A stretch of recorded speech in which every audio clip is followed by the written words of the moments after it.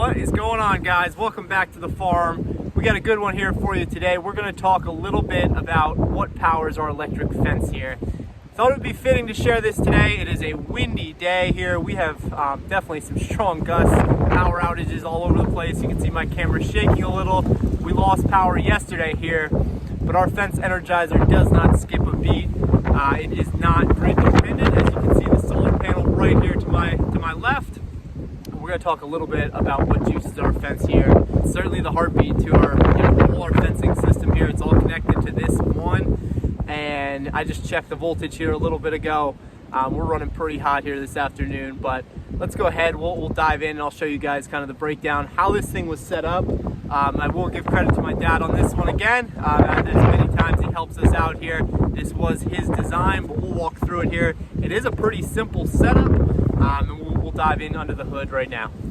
So what you're looking at, it's a simple wooden frame here, wooden box made out of plywood, nothing special there. The roof part, if you will, is going to be your solar panel. So it's a 100-watt solar panel on top. That's going to capture plenty of energy for us to keep our battery inside charged. You'll see the battery here in a second. It's just your standard deep cycle battery and nothing too crazy. But this panel is going to get, as long as you have it facing the right direction, we have it south facing here. Not a whole lot of cover here. You can see the sun kind of behind the tree line, but for the most part of the day, this thing is definitely in the sunlight. And you can see even this bit of sunlight now, it's definitely getting some energy there. So that's what the outside is. When you go onto the inside, we basically have a little locking mechanism here. And that's just so it doesn't blow if you get a crosswind. You just kind of flip them up. Nothing crazy, just a simple block of wood. All right. I'm gonna have to hold this up. I'm gonna do my best to kind of show you guys what's going on. So if you're not familiar with the panels, basically you're gonna have your wires coming down from your solar panel. Now you could go directly to the battery, but you're not gonna have any sort of regulation on what type of power is going to your battery, potentially damaging your battery if you get it too hot or if you don't get it enough. So you use a charge controller here, which is basically right in the back. It's on the back panel. This is a Renogy charge controller. It's pretty standard across, you can look up solar charge controllers and that's pretty much the first one that's gonna pop up.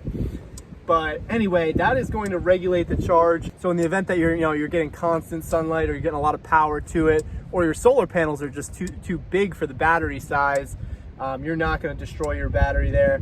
So essentially it goes into the charge controller. You have two wires come out, and that is going to hit your deep cycle battery there on the bottom that's sitting on the floor.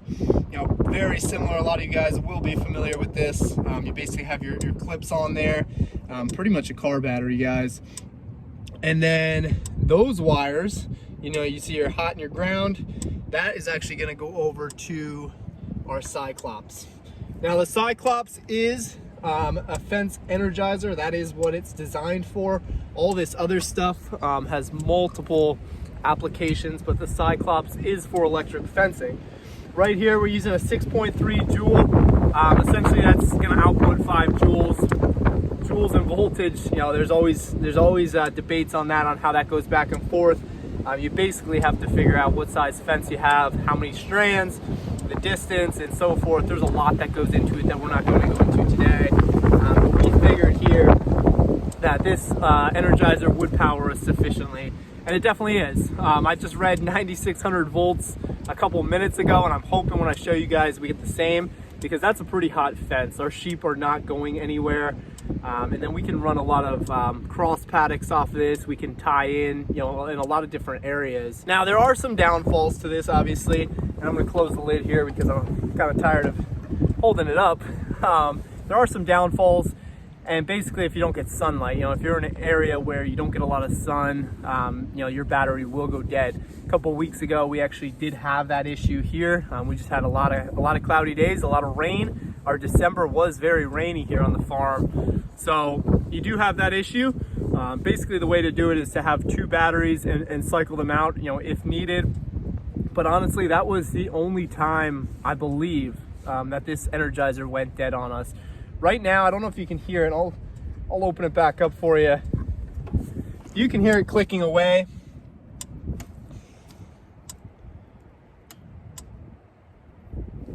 And that's really what you want to hear. So when you come over here, a lot of the other ones like the Premier solar charger that I've shown you guys before, that thing has a flashing light. It's green if it's good.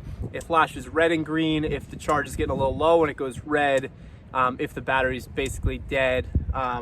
This thing won't have that indicator. On the inside, the Cyclops does, so you could open it and see that light, but if you're just walking by and you hear that click, you know this thing's firing on all cylinders. One thing I forgot to show you, on the outside here, we obviously have our ground rod. Now this thing's pretty deep into the ground, as with any ground. You're gonna wanna hammer that thing down in there.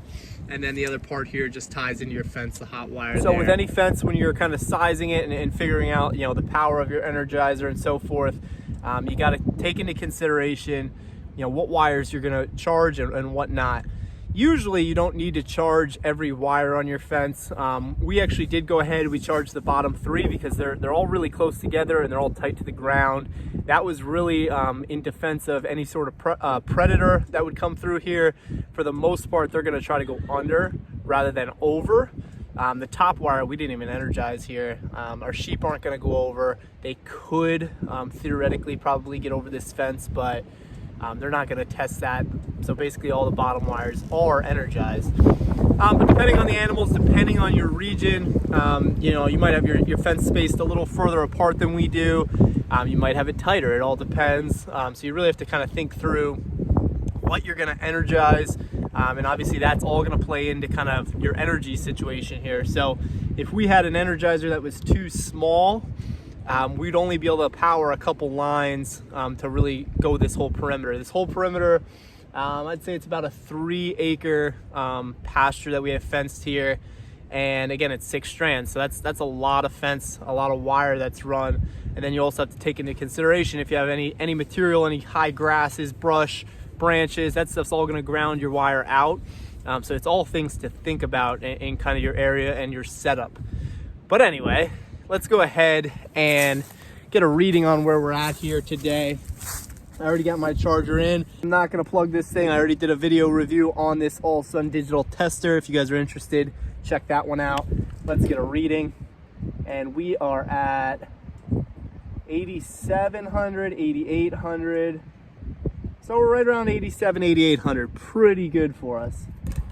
Check the other wire just because. So for whatever reason, we're down a little bit from what we were a couple minutes ago, but still 8,800 volts. That's a strong fence. Sheep are not going through it. No worries there.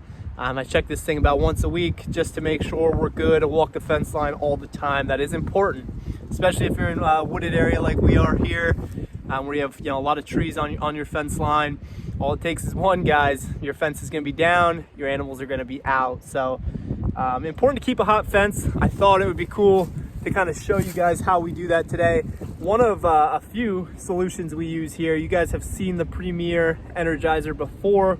I really like those things. They're great for mobility.